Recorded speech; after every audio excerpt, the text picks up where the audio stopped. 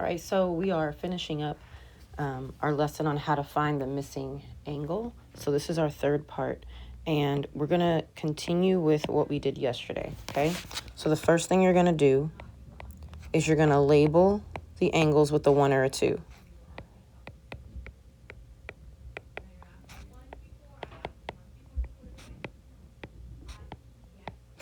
Okay? Then you're going to have to write a correct equation.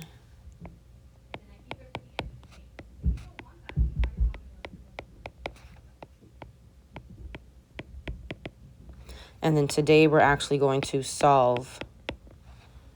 We're going to be solving, I was going to say solve for x, but sometimes it's a different letter. So we're going to solve the equation. I think that's where we're going to stop today. So there actually might be a part 4. So yesterday we wrote the equation. Today we're going to solve the equation. But solving the equation doesn't mean we've necessarily answered the question yet, but that's okay. We're going to take this one step at a time.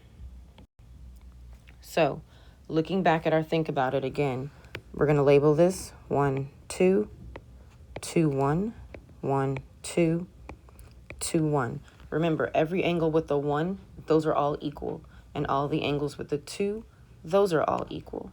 Okay? So what is an equation I can write? Remember, the equal ones are easier to solve.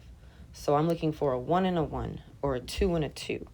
So I have, let me switch colors. I have a 1 here and a 1 here. Or I have a 2 and a 2. When you decide what equation to write, choose the one that looks like it's easier. So since this 2 just has a 4 in and not like a 4 in plus 100 or anything, I'm going to write my equation using this 2 and this 2. Okay? You could do the ones equaling each other, but there's more terms there. So I'm going to set 4n equal to n plus 30. All right? Remember, to write your equation, you can do a 1 equals a 1 or a 2 equals a 2. I chose the one that looked easier. If you chose the 2s, then it looks like this, which is fine. It just might be harder for you to solve, okay? Now, to solve it, I have n's on both sides. I can't have that. I need all my n's on one side. So I'm going to pick 1 and get rid of it. Let's write in the 1. Okay, that's a 1n.